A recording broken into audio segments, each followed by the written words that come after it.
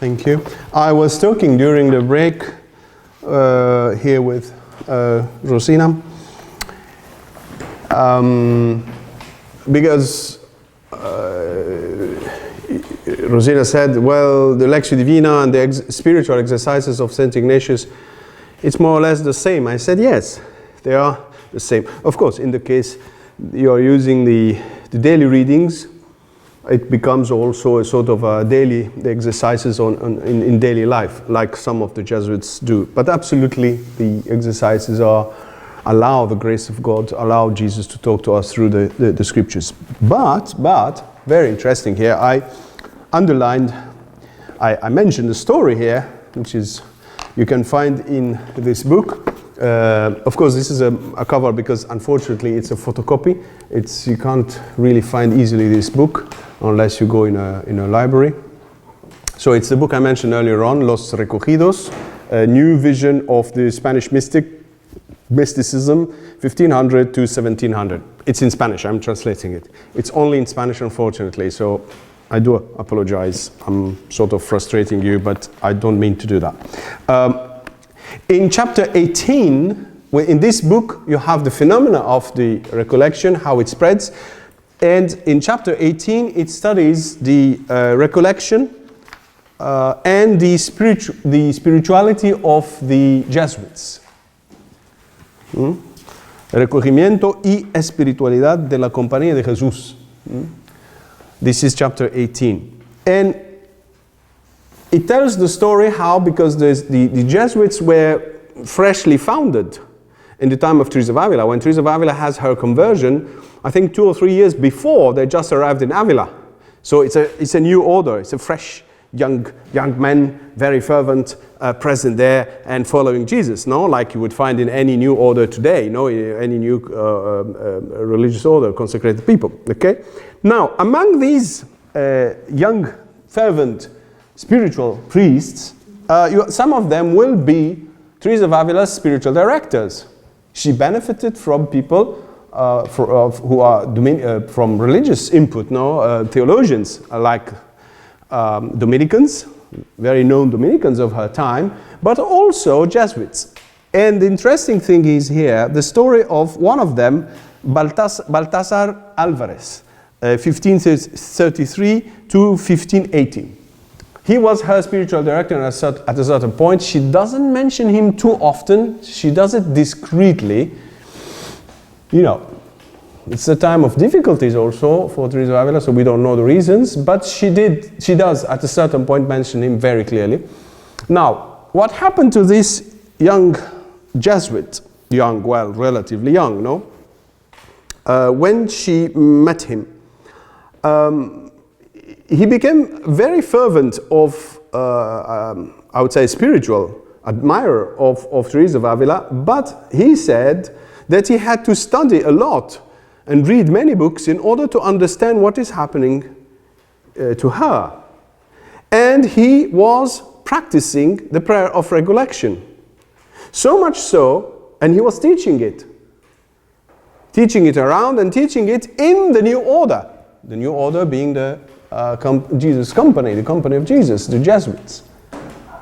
But what happened there is that his superiors weren't very happy with that. So what did they do? They asked him to write down his teaching on mental prayer, and they sent that to the superiors of the Jesuits in Rome to check. Final decision is they stopped him from teaching mental prayer. They didn't stop him from practicing it, but they stopped him from teaching it. They said this doesn't belong to our charisma. Today we would use the word charisma. It doesn't belong to our spirituality. St. Ignatius of Loyola left us with the spiritual exercises. Of course, this is me talking between parentheses. Did St. Ignatius practice the prayer of the heart spontaneously? Of course, yes. Was he a mystic? Of course, yes. But did he design his new order with mental prayer? The answer is no. Absolutely no. You need to read the story, very interesting. I read it, I'm very interested by these things to see what exactly, with all the nuances, happened, to understand a little bit. The Jesuits have their labored history also, no? With these two tendencies, no? The actual tendency, and then from time to time in history you have this spiritual tendency, and then the spiritual one goes. Now, I mean, more mystical, I would say. The phenomena of Teresa of Avila, or what she experienced, was considered as something like God giving sweets to a human being, so that wasn't good. That wasn't good. So, practicing prayer of the heart is like receiving sweets. I mean, spiritual sweets. That was a little bit seen like that, not only by them, but by others also. I won't go too much into that. Yes, tell me, what is it? How can that be wrong, no? Like, well, this shows you that the charisma given by God to found on a different order has its own specificity. So they have a specific mission, they have a specific spirituality, and that's it. If you go to the Benedictines, do they have mental prayer? The answer is no. But can anybody stop them in the free time to practice mental prayer? The answer, of course, is no. They have Lectio Divina and they have their liturgy. And they have work with their hands. I'm talking about the monks, Benedictines, Cistercians. You see what I'm trying to say? How could anyone condemn God giving? They're not condemning. They are asking. No, they didn't stop him. No, be careful. This is why I said we need to take it with all its nuances. Like when I said they removed the Bible from the market. They removed only the one in Spanish. They didn't remove the entire Bible. People who were the learned, los letrados, the learned people had the Bible in Latin. Hence, John of the Cross quoting it and reading it. Nobody stopped him from doing that. They just wanted to protect. In this case, they didn't stop him from practicing it. But they said, don't teach it to the novices and don't teach it around. Why? Because your mission is the spiritual exercises. I know it looks odd to you, but you need, and it hurts me also, but this is the sad state of when you accept the differences and they become divisions. Everything is in a box. You put everything in different boxes, but there are no connections between the boxes. This is not good. This is why I think that this is why we have this talk today. It's to find a solution for that limit put unwillingly by Teresa of Avila to not allow any space for the Bible. That was never in her mind, but practically there is no indication. I don't mind having 300 Carmelites in front of me. There is no proof. I can show their own authors, their own books saying that she never had the access. It's not me who says that, it's them. She didn't have access to a full Bible. Even the Carmelites till recently. I tell always the story, no? I was talking to Carmelites, and then they were able to tell me, it's starting from sister this one in the 50s or 40s, or probably 50s, that the girl, when she entered in the Carmelite order and the monastery, she had all her Bible with her. Before that, no. Teresa of the Child Jesus didn't have access to the Old Testament. She quotes the Old Testament from a notebook, extracts copied by her sister. You need to know that. The Bible was in exile, as Enzo Bianchi calls it. Enzo Bianchi, this monk, the Italian monk who wrote about Lectio Divina, is the one who says the Bible now in our time came back from exile. Yes, but these things become higher for the more up and these days we will say political things, because in Spain the Bible was considered a book like, especially the Old Testament. You talk about which time? From the Inquisition to now. Yeah, this is what I'm saying. But today it's not anymore. If you talk to a young person in Spain, a young Spanish. Today. Yeah, but I'm talking today. I'm talking today. I'm saying we have today to face the necessity to put the Bible at the center if we belong to the Carmelite spirituality. Everybody agrees with that. There is no Carmelite who would disagree with that. But the practical aspects and the indications of Teresa of Avila and John of the Cross are not there. But I want to show something now that they are there, but in a different way. So allow me now to explain, to show a very important point in spiritual life. Yes? Can we take it as the will of God at that moment with Saint Teresa of Avila, that God wills her to proceed in this way so as we can have something unique with the Lectio? That we can what? That we can have something unique as she has written. But we don't have Lectio from her. No, the way how to pray. How she instructed her sisters. It's not.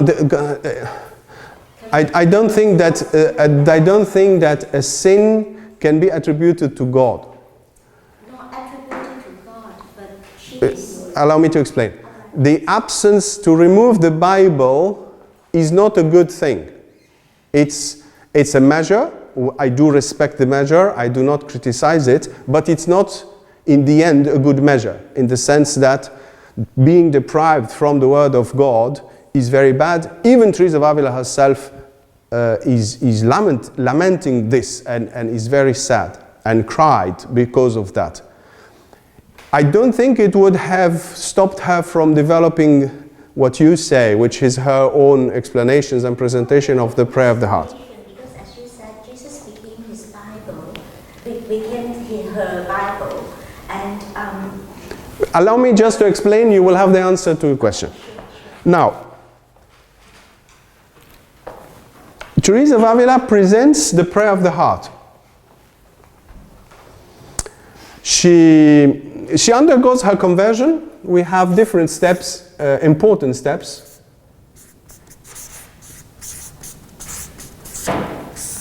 And from her conversion, we will have the foundation of the new monastery, San Jose, if you want to name it in English, in Avila, and then she will spread and found in Spain. I think 28 before she dies. I think it's crazy.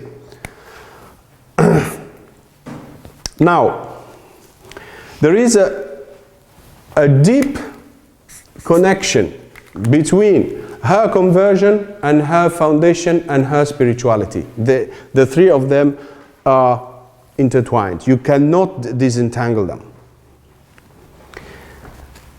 Before her, let me give you an idea. No, she enters in religious life at the age of 19. Her conversion is almost at the age of 39, but it lasts around 2 years. It's not a sudden one. You have powerful graces, but it lasts around 2 years.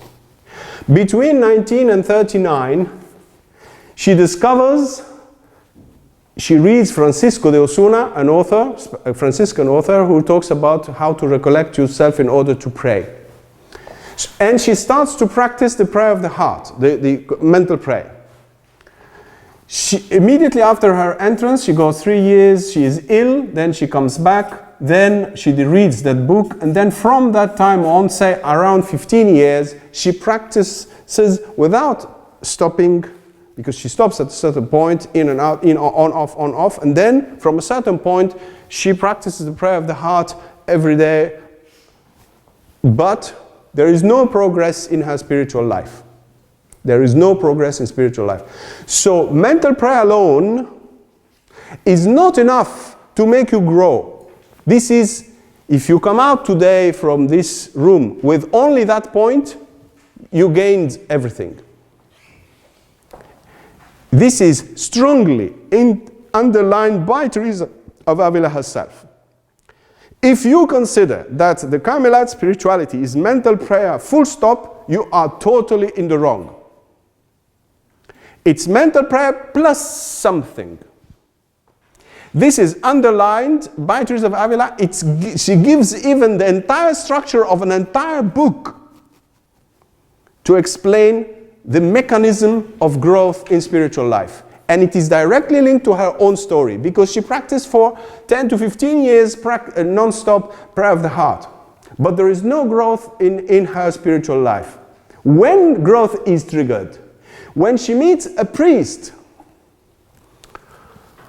and the priest, I think, well, it's either a Dominican or a Jesuit. Sorry, my mind sometimes confuses them. But she meets a priest, she meets various priests, but one of them will say something very important, which is, by the way, underlined in the discussion with Balthasar Alvarez, working the virtues.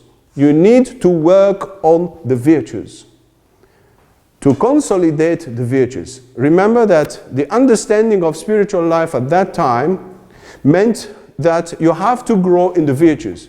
You have plenty of virtues. You have the 3 theological virtues.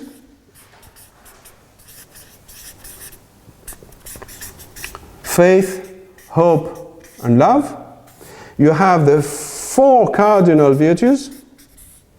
And you have plenty of other sub-virtues of the cardinal virtues. The cardinal virtues are justice, prudence, fortitude, and temperance.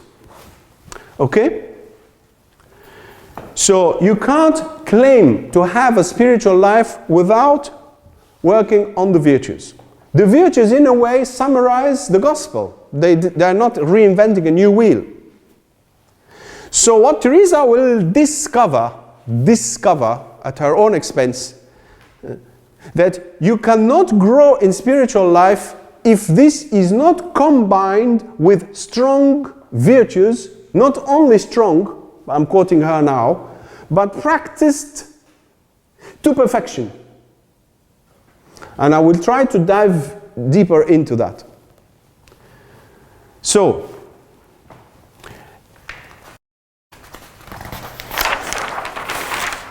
the day the 12 or 13 nuns who are gathered in the new monastery, San Jose, in Avila, they asked her, please, could you write to us about what? Prayer of the heart. But instead of saying prayer of the heart, they want the cookies. So what they say? Tell us about contemplation. We want to receive the grace of God. What you received, we want to receive it. You claim that this style of life, isolated from the world, like an inner garden, no, a patio, no, it's inside. So you find, huh? Yes, it's the claustrum, but I'm explaining that it's an inner garden. They consider it, it's considered there like an inner garden where you are separated from the world. Why? In order to be united with Jesus. So they say, now that we are enclosed, give us the goods. And the goods for them is, tell us about contemplation, which means tell us about your life. You think that this life is adapted to the graces you received, so explain to us, tell us about the graces to receive now that we are in that style of life. We have to wake up at this time, we don't go out, we don't meet people, we do this, we do that. It's a very strict way of life. When she gives her answer, it's the book called Way of Perfection. And please, I beg you to read this book, because it's not only for nuns, it's for everybody. I have here the second volume of her works. Complete works. The second volume has the Way of Perfection amongst it. Now, the structure of the Way of Perfection is very interesting because it shows the key point of her conversion and the key point of growth. You can't only practice prayer of the heart or mental prayer, which is contemplation. You have to have, before that, you have to have the practice of the virtues, the evangelical virtues, the virtues of the gospel. And she will pick 3 of them: humility, detachment, and love. And by love here, I mean fraternal love, like to love each other in community. The community is not easy. You didn't choose your sisters, and you have friction all the day. Even though you are in silence, there is friction all the day. So to love a person that you didn't choose, it's not an easy job. Community life, living with others, even marriage, is not an easy thing. So practicing the love, your neighbors, your family, it's not an easy thing. Okay? So she picks these three. But these three are the summary of the entire gospel. Humility, detachment, sorry, it's a D, it's not a P. Detachment and love to each other. And she presents them, but here is the key. I explained that in a previous course called Ensuring Steady Growth. Ensuring Steady Growth. I refer you to this course. It's a very interesting course. It's a course, not just a talk. Her conversion happened. The graces started to pour in her life because that priest said to her, you can't just do contemplation or prayer of the heart. You need also to work on the virtues and let them grow and practice them to perfection. And what did perfection mean in the case of Teresa of Avila? Remember her story, no? She used to meet a lot of people, men and women, that was allowed in her first monastery. And the idea wasn't bad. She was talking about God. But I don't know, the way she's built, the way she is, she had a natural friendship or inclination with some of them, maybe one of them, etc. No sins involved, and be careful, don't allow your mind to travel. No sins involved, I mean clear sins involved, mortal sins. But her heart is not totally given to Jesus.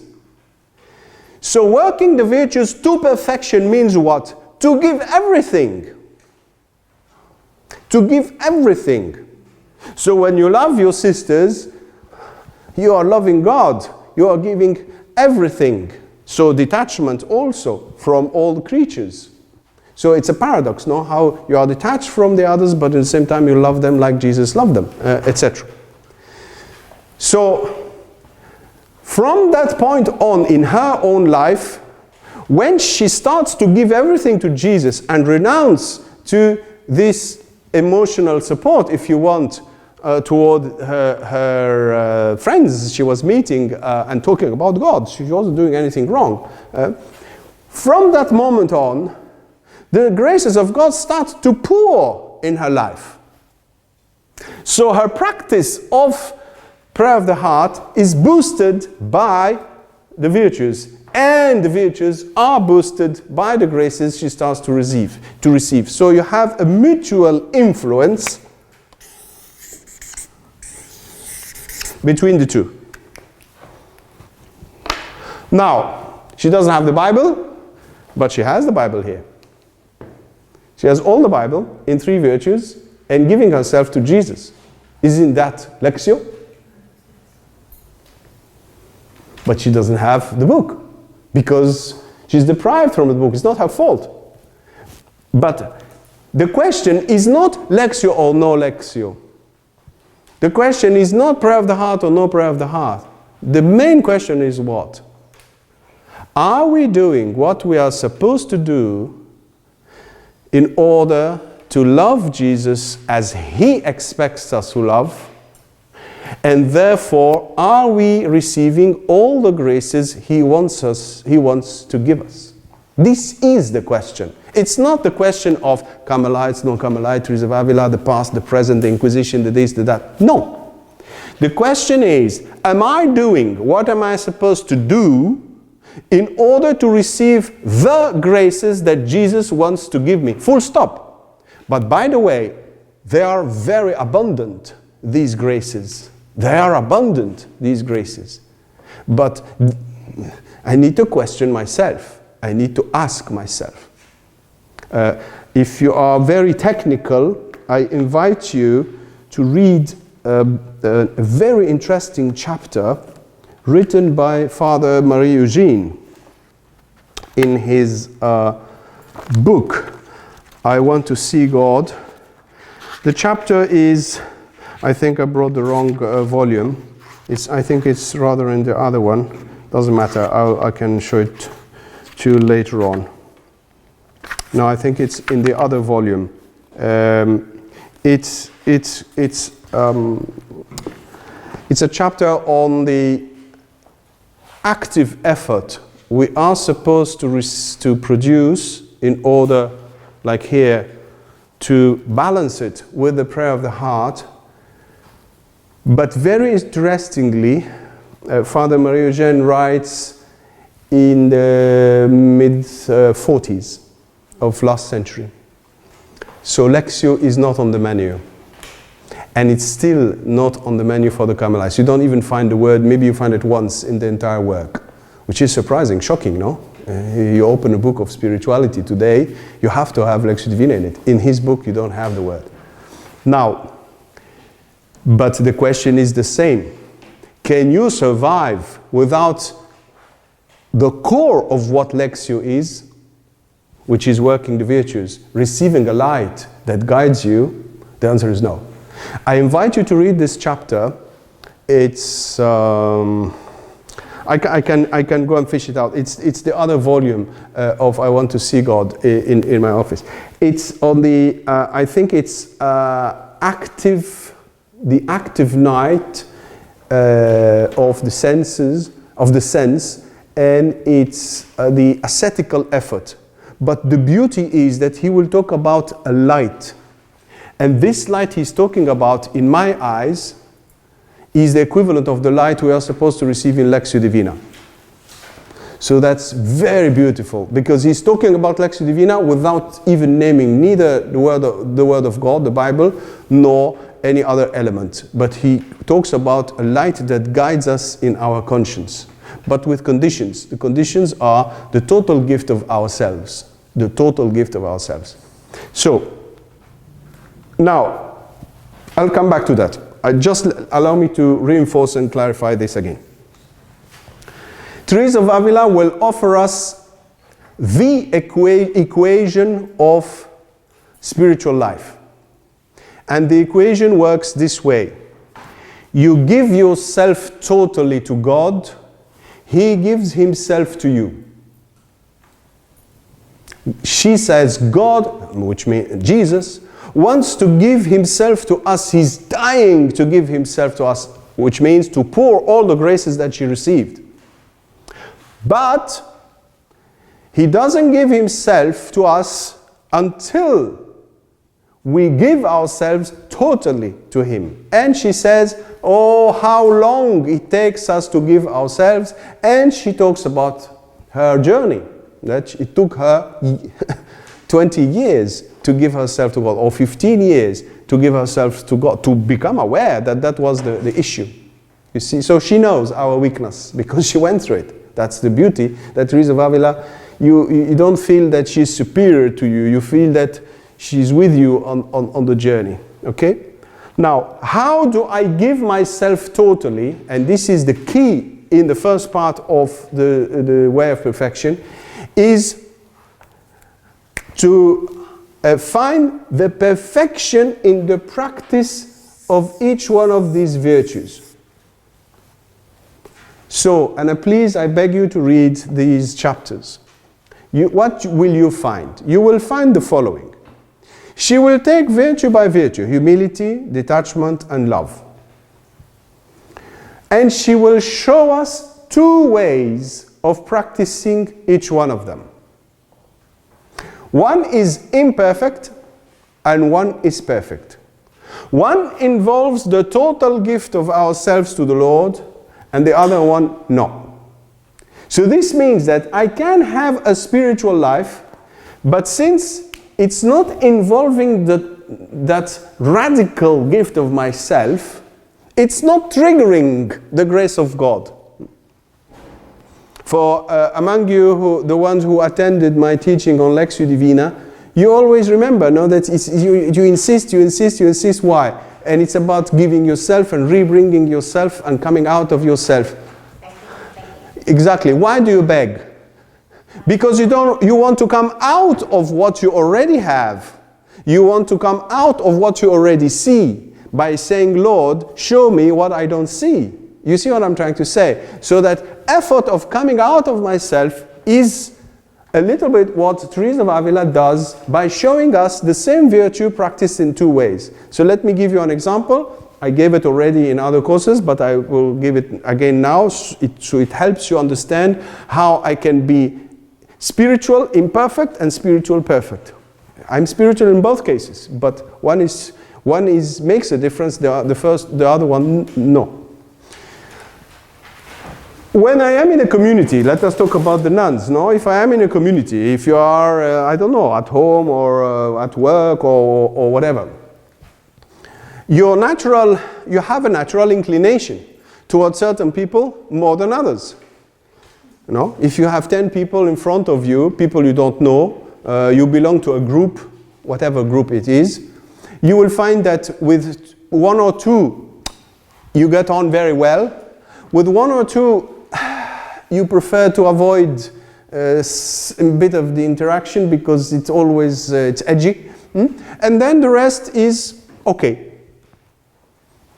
This is not you or me, this is normal. This is our nature, this is natural inclination. It's not a sin, it's not a virtue. If you are attracted to somebody, it's not a virtue. If you are a bit prudent about a person, it's not a sin. It's natural reaction. No? If I pinch you, you will say, ouch, it hurts.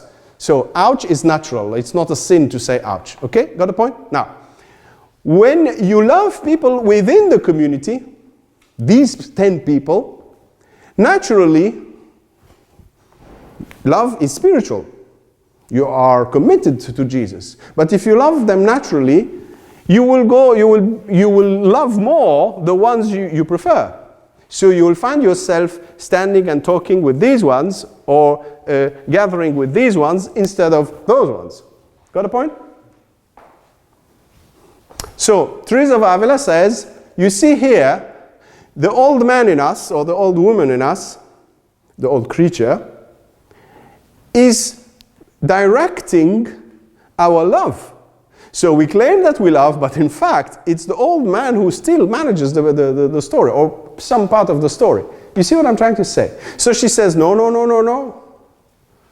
You need to love everybody. And even John of the Cross and Saint Teresa say, start by going to the ones you don't like, to exercise yourself in love and discover new dimensions. So you are going out of your comfort zone. Who wants to speak to these ones? Nobody. So you are out of your comfort zone. You don't know what will happen, but you do it because of Jesus and for Jesus. And what do you discover? You discover Jesus in them. Jesus, a greater love. You enter in a new dimension anyway. So you went out of your limits. Not pleasant in the beginning, but very interesting new horizon after. So Teresa of the Child Jesus did practice that all her life, to the point that one of the nuns one day told her, what, I know you love me, but what do you find in me lovely, attractive? In fact, no, she was going to her because she was the least one attracted naturally. And Teresa says, I told her that because she was, I don't know, beautiful or lovely or whatever, but she said, I didn't add that was her soul who was beautiful, not her. I mean, the appearance, the body and the character and the temperament and the moods and the ways, etc. I didn't say all that to her. I just said that she was beautiful or something along this line, no? Got a point? Now, let us come back to our problem. Did the structure inspired by God to Teresa, was it unbalanced, inefficient? No. It produced saints, plenty of saints. If you wanted to go for it, you understand, you read the first part of the Way of Perfection, and then things start to change. You could see it. It's visible almost. It's two persons in the same community. One is flying, the other one is crawling. The two have the exact same type of life. So this is what Teresa says. They both practice prayer of the heart. But what makes the difference? It's this part. The quality of the gift involved in this and that. So, being spiritual is just the beginning. Then what are we doing comes after. Now, is the Bible present in Teresa's system? Way? Better said, way of perfection. Is the Bible present? Yes and no. Yes, because it is totally summarized in to love and to be detached and to be humble. This is the summary of the gospel, by the way. I mean, even Jesus said, I have only one commandment, which is what? To love. So he even took one and said that this one is capable of embracing everything. But what did he say? To love each other. What is my new commandment? The Pharisee asked him one day, what is the new command? How do you read the Old Testament, the commandments? Jesus says there are two commandments, main commandments. You love the Lord with all your heart, all your soul, all your energy, etc. And the second one is similar. You love your neighbor as you love yourself. Under these two commandments lays all the law and the prophets. This is Jesus summarizing the Old Testament. But then he doesn't stop there. In St. John chapter 13 onward, he says, I have a new commandment. It is not new per se, but it's new because of him, in him, through him. He is the newness because he embodies it. We want to be him. So what is his new commandment? Well, he's not talking about God and the neighbor as before. He's talking about something that summarizes everything. He combines the two commandments in one. He says, my commandment for you is to love one another. That's here the point, no? The struggle here is, as I loved you. Then, in order not to leave us not knowing how to interpret this verse, he adds just one verse after. He says, there is no great love than giving your life. Ouch. I thought I was good talking to this one and leaving this one a little bit because I don't want fights and problems and struggles. But now he tells me that I need to die for her. I didn't expect that from him. So you see the quality and the power of the gift of yourself that is present in the description of Teresa of Avila comes from the quality and the power of the only one commandment given by Jesus. If you really want, if you want to follow me, if you want the perfection, I have one commandment, but that commandment is killing, literally killing, no? In the sense that you need to give your life to others. Of course, step by step. Step by step. You die to yourself, to the old self, step by step. It's not in one shot, I will reach perfection. Be careful. Huh? So, what do we see? Do we have the gospel in Teresa of Avila? Now, after all this explanation, the answer is yes. But physically, do we have a possible Lectio Divina? No, not really. Now, I wish I had like 2 more hours to explain more things. Yes? May I ask something? Yeah, please. Can you explain a little bit on the detachment? Sometimes I struggle, detachment in the community and then how do you... I would advise you to read Teresa of Avila, but I will give you a summary, a very quick summary on what she means by detachment. What she means, not me, what she means by detachment. You can always read Way of Perfection, the first chapter, the first part. There are 2 parts. You don't feel the 2 parts, but physically, really, spiritually, there are 2 parts. One is talking about prayer, and the one is talking about virtues. Now, when she talks about detachment, she mentions 2 aspects. She means detachment, material detachment. Material. I'm attached to this rosary or that rosary, or to this dress or this other dress, or to doing it this way or that way, etc. Attachment, material attachment, and she's naughty, if not more. She says detachment also about health, the worry of health. When you give yourself to God, sometimes you ask yourself, am I overdoing it? Am I doing it too much? And Teresa of Avila, she has this Spanish power. She says, if you have to die, better to die in this field than in other fields, no battlefield, no. So she says, you need to be ready to die. You need to be to have a manly virtue. She wants her daughter to be like men, in the sense of virtue, the power you involved in that.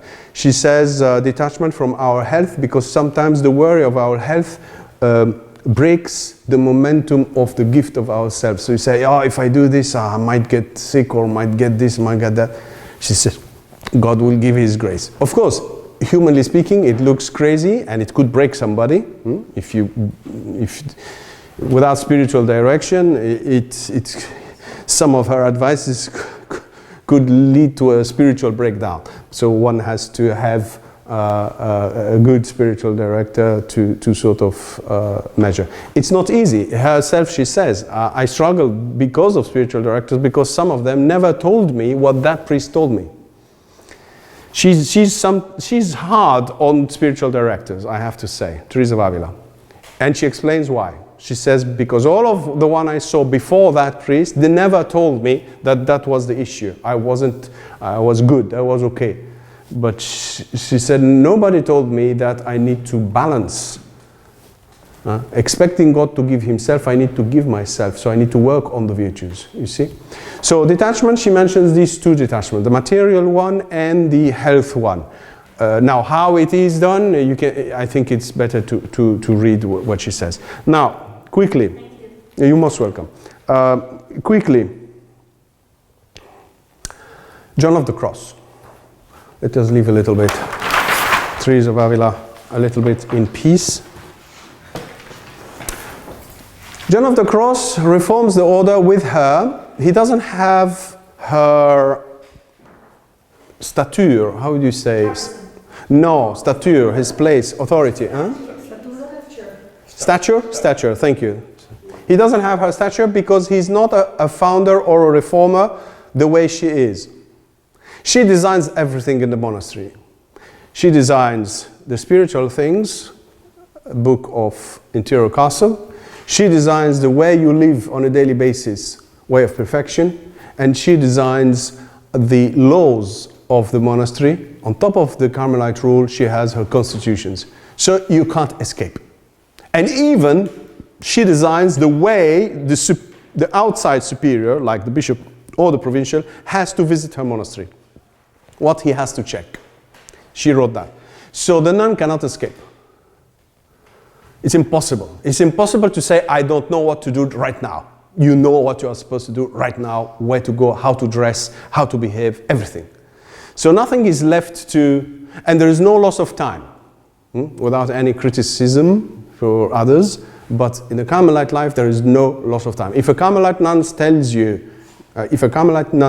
you, I don't have time, it is true, she doesn't have time. Teresa sometimes steals 5 minutes, 10 minutes to write a letter or something. Technically, in a Carmelite monastery, boom, boom, boom, boom, boom, boom, you don't have time. But it doesn't mean that they are in a rush. They are not in a rush. It doesn't mean they are stressed. They are not stressed. I'm talking about something, I know them. So everything is there. Now, John of the Cross didn't write any of this except just spiritual life. He wrote for spiritual directors, he wrote explaining certain points in spiritual life. But he didn't set up the constitutions of the monks. He was never superior of the monks of the order religious, never. He was one of the others. So when we say reformer of the Carmel,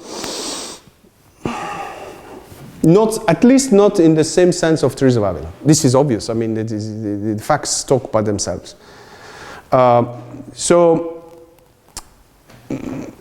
His case is different. His job is to explain spiritual life. Of course, he formed young monks. Of course, he wrote very little about how to live for certain monks. But his writings in general are about spiritual life and discernment.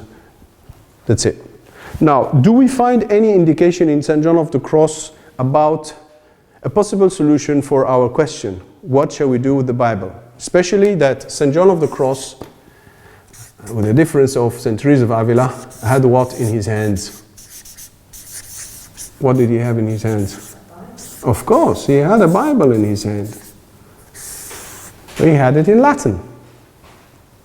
And they say that he never abandoned it. Wow, he was practicing Lectio all the time. Very interesting, yes or no? Now, if we check his books and try to find answers to our question, can we have an answer by searching in his books about the dilemma? Do we have any indication on Lectio Divina? So, let me give you what, in my humble opinion, it depends always on your knowledge of the writings of the saints, the depth of your knowledge and the flexibility your mind can have, etc. Now, what we find in him is the following. First and foremost, John of the Cross is totally dedicated to explain prayer of the heart, or, if you prefer, mental prayer. He doesn't have any intention, explicit and direct intention, to explain anything else. He wants to explain the spiritual growth, and he wants to explain it in the frame of a daily practice of the prayer of the heart. He doesn't necessarily say, you have a Bible, please do this with the Bible. No. You have a time in front of the Lord in the tabernacle in silence. Let me tell you what to do and what will happen, how we will grow, what turning points you will find in your growth, and let me help you to cross and go beyond. This is his mission. But still, the fact that he has the Bible, he comments the Bible, he quotes the Bible, and he leans on the Bible, is very precious and is giving us many indications. So let me go with you through some indications. The second book of the Ascent of Mount Carmel. Ascent of Mount Carmel. AMC, or rather MC, Mount Carmel. The second book is dedicated to one purpose, to explain to us the act of faith. Why? Because the act of faith is the only necessary means to reach God, and better said, to be reached by God within the mental prayer, the prayer of the heart. So when you are silent, close to God, drawing closer to Him, how can you access God? You access God by the theological virtue, or act better, the theological act of faith. Faith gives you God, says John of the Cross. So when Teresa of Avila talks about contemplation, John of the Cross will talk about faith. And he calls faith, of course it's an act, but he describes it by being the abyss of faith. Why abyss? Abyss in the sense that we are small, we are little, reduced, and when we open ourselves widely to God with an act of faith to embrace God, we don't try to see something or to feel something, but we throw ourselves in the immensity of God. So the mind is not trying to find a visible particular light, but the mind abandoned itself to the immensity of God himself. And he educates throughout the entire book, and especially the 10 first chapters of book 2. They deserve a course, by the way. I have never given a course on John of the Cross. I explained him here and there, but he deserves to have a course just by himself. Courses, not one course, courses. Because the mood when you are in Ascent and Dark Night is something, and the mood when you are in Spiritual Canticle and Living Flame is another mood. It's like two different persons. It's not the same, almost not the same intensity and beauty and attitude. He educates us to make an act of faith in the sense of this opening of our being to God, which is in a way a practice of prayer of the heart. How to open myself and abandon myself in the hands of God. While educating us throughout the first 10 chapters, he talks about a necessity of purity of faith. Therefore, anything that falls in your conscious mind shouldn't be accepted while you are practicing prayer of the heart or adoration. So let me repeat, he's not saying that you shouldn't do that in other things. He's talking only about prayer of the heart, and that's could be a misinterpretation also of his teaching and his doctrine. He says, while you are practicing prayer of the heart, you have the deepest part of yourself, which he calls the spirit, which is supraconscious. He doesn't use the word, but it's beyond perception and consciousness. He explains it. And you have the soul and the body. He uses sense instead of body. Sense in singular, not plural. The soul is the conscious part of us and has mind and will. So the connection, normally when we pray, when we connect with God with faith, is established between our spirit and God himself. So yes, God gives himself to me, but I am active with my will and mind, and I need to learn how to allow this connection to happen. If anything falls in my will, in my mind, or my sense, or my emotions, it should be dismissed, says John of the Cross. We are talking prayer of the heart or adoration. We are not talking Lectio Divina or other exercises. Why it should be dismissed, he explains it. You can read many chapters, especially chapter 29 if you want, paragraphs 4, 5, and 6. I do address them in my course, in the course Solid Foundation Level 1. When I explain the prayer of the heart, I do read that text. I give you even this text. You probably have it if you attended the course, chapter 29 of book 2 of Ascent of Mount Carmel. Paragraph 4, 5, and 6. I know them because I teach them. I know it's there, no? So he says, anything that falls here cannot be compared to God, because this is a created grace, while here it's an uncreated grace. It's God himself. So he says, don't lose God himself by attending to crumbs that fall from his table. So remain open to a bigger action of God here. I know I have to stop, but just give me a few minutes. Now, interestingly, throughout book 2, the negation of anything that could fall in the mind and the will is constant. You don't accept it. So he goes through different manifestations that can fall in our mind. No? Visions, words given by God, audible words, all sorts of knowledges that we can receive, etc. He goes through the whole panel of gamut, okay, of possibilities. And the answer is constantly no, except 2 chapters. Chapter 26 and chapter 31. Strangely, in these 2 chapters, and I invite you to read them, I can't do it now, of course, when it's finished now, but I invite you to read them, chapter 26 and 31 of Ascent of Mount Carmel. In these two chapters only, he allows what is happening. What falls in the mind and the will, he says, yes, don't touch it. That's okay, that's good. My humble opinion is that what you find in 26 and 31 is very similar to Lectio Divina's light. Eureka. Eureka.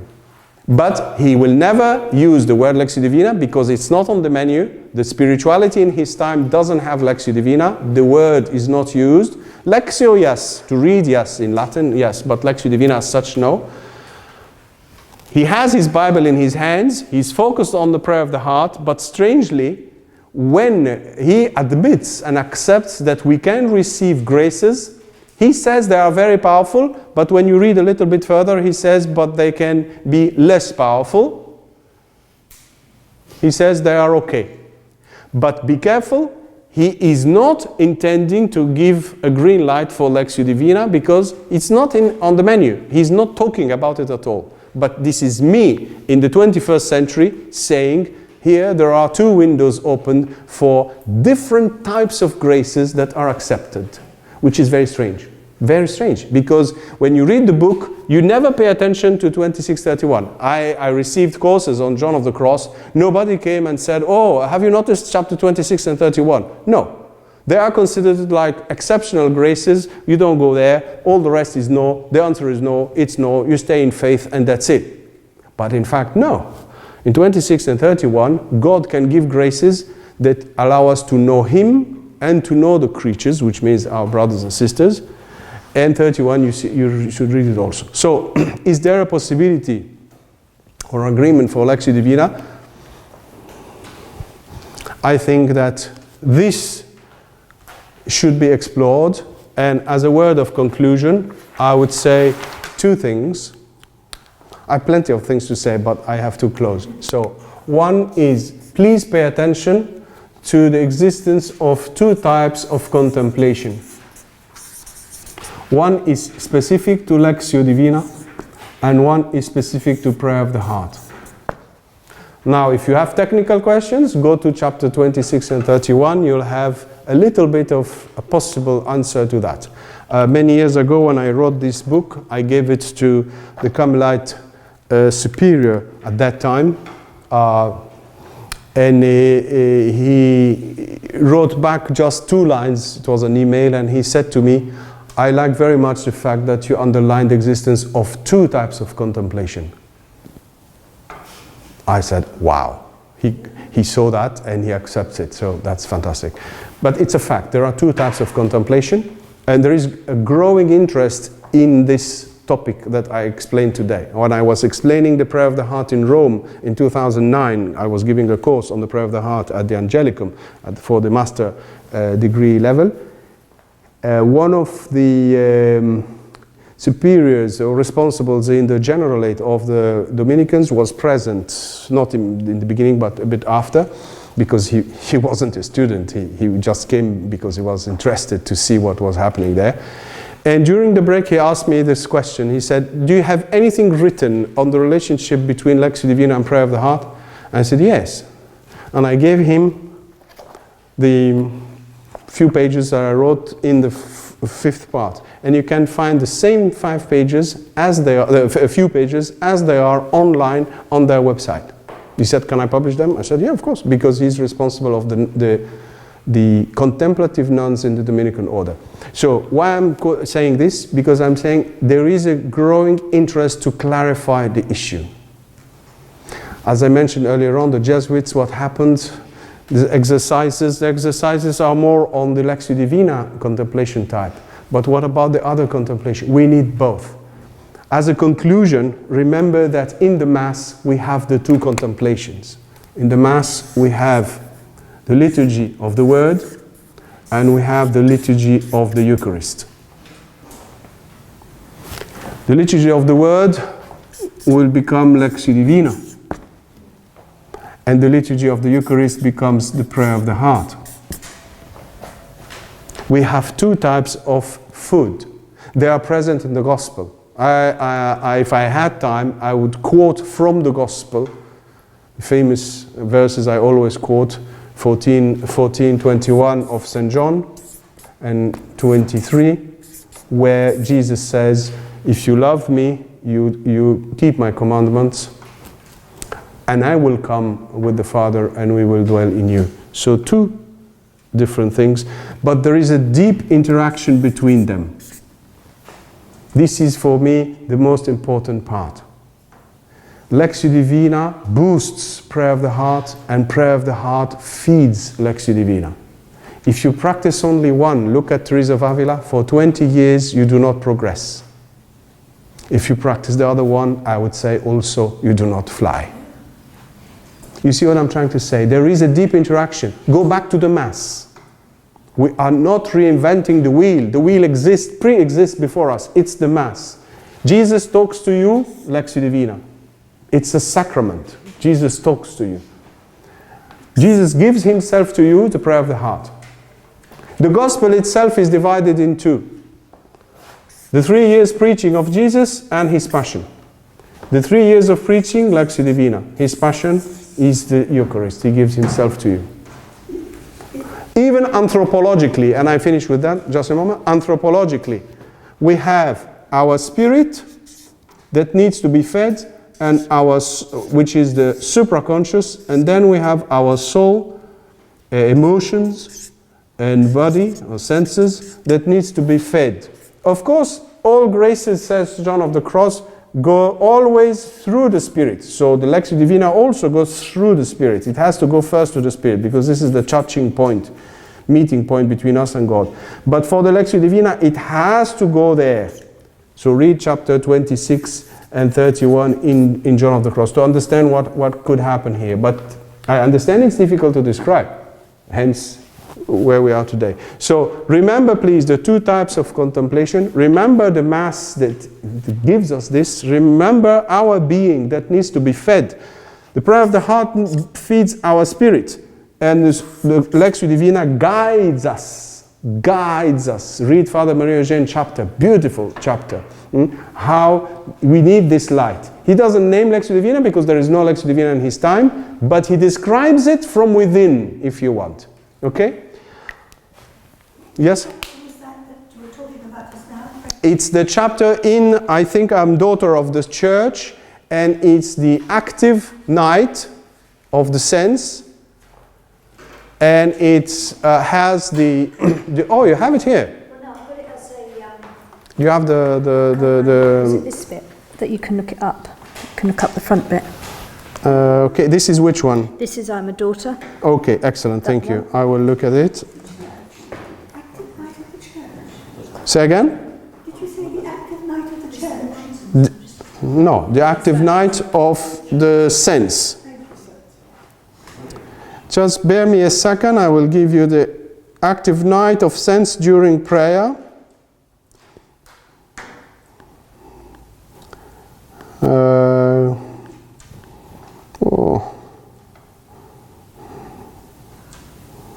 Sorry, give me a second, please. I'm just enrichment. No, it's not here. It's before. Oh, I'm so sorry about that.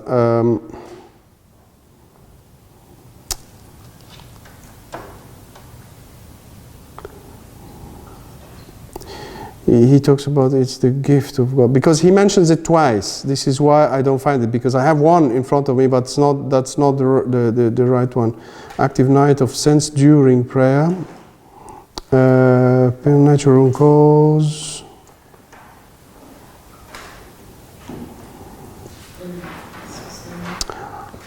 No, I will find it. I do apologize.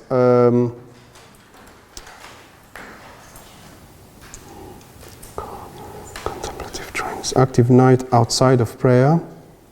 Yeah, I think that's the one. Yeah. This is the one. It's chapter 7 in I Am the Daughter of the Church. The title of the chapter is Active Night Outside of Prayer. It's page 124. It's divided in two parts. The first part is A, absolute asceticism.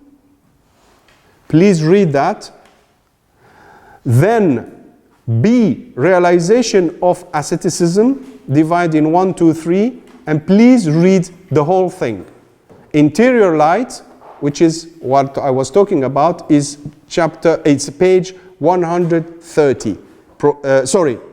Interior light, 130, yes.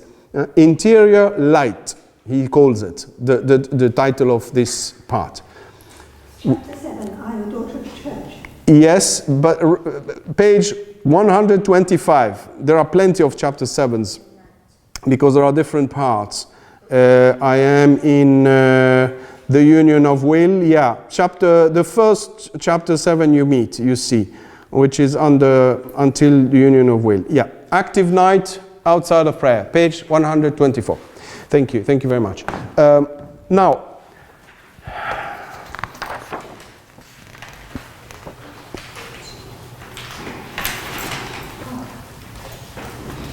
so, as you see, it's very dense, plenty of things, plenty of elements.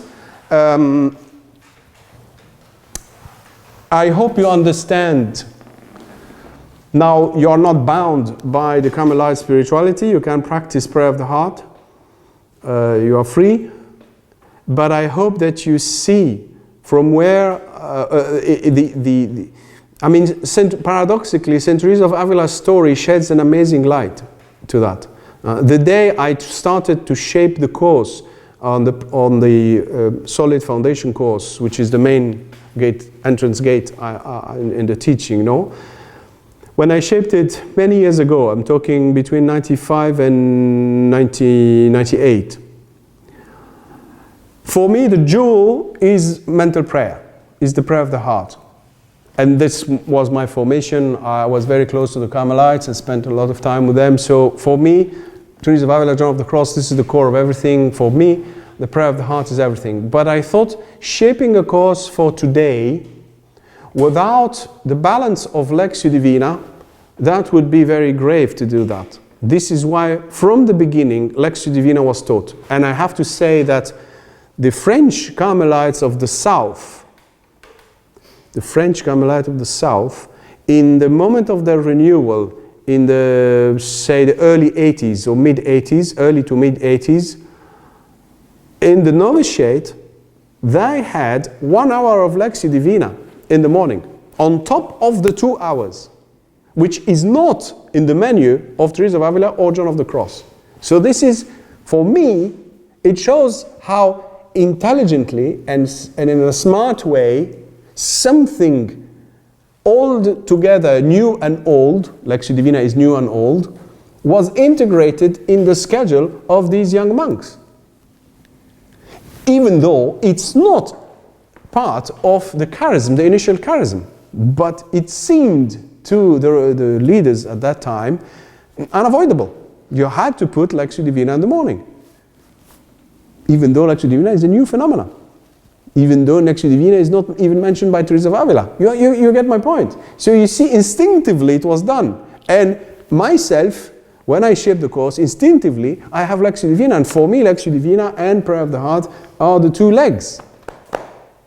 And I hope that I showed you through the story of Teresa of Avila how really, for her, she had only one leg and she was limping. She couldn't progress until that Jesuit or Dominican told her, I think it's a Jesuit, said, be careful, you need to work on the virtues. And she herself mentions that twice. Please read chapter 16. I forgot to tell you, in the way of perfection, she dedicates the entire chapter to that precise point of today. If I had time, I would just take chapter 16, distribute the photocopies to you, and just read it and comment it to you. Chapter 16, in the way of perfection, where she will talk about if your version contains the deleted version, the deleted part where she talks about chess, playing chess. She says when we play chess with the Lord, we need to have all the pieces ready in order to checkmate the Lord. and to checkmate the Lord is the virtues. She is telling her own story. Chapter 16 is, and she's even herself says, I spent 20 years in that sea, tormented sea, no, ocean. So chapter 16 is all Teresa of Avila explaining the problem, and then she continues to talk about the gift of herself, of oneself to God, etc. So the key is there also. She comes back to it after, and finally closing, in the 7th mentions, so spiritual marriage, we are very high up. 7 mentions, chapter 4, paragraph 9. I know this because I prepared my talk, no? So, chapter 7 mentions, chapter 4, paragraph 9. What does she say? If you do not work on the virtues, you will remain like dwarfs. And the word dwarfs is there, enanos, or enanas. It's there. It's her own story. So, either we practice the virtues to the perfection she explains, or we practice Lectio Divina, which is with its challenging perfection. People always come back to me and say, Lectio Divina is very difficult. It's about perfection. It's about coming out of yourself. It's about listening to the Lord. What is the most difficult thing in Christian life? It's to listen to God. But listen in the deep sense, no? Listen and put into practice. There's nothing more difficult than that. You can pray 15 hours a day, but if you don't listen to God, you are just eating ice cream. Thank you, Lord, for giving us Teresa of Avila. Thank you, Lord, for giving us the Carmelite spirituality. Thank you, Lord, for giving us the great John of the Cross. Thank you, Lord, for giving us your Holy Spirit, the gift of Lectio Divina, the gift of the liturgy of the Word that we are celebrating. Thank you for all these richnesses. Please help us to be faithful to you, to listen to you on a daily basis, and also immerse ourselves in your being, practicing the prayer of the heart, prolonged extension of the communion. Thank you, Lord, for all the blessings, all the graces, the immense desire you have to give yourself to us. Thank you. Glory be to the Father, and to the Son, and to the Holy Spirit, as it was in the beginning, and now ever shall be, world without end. Amen. Thank you very much. Thank you.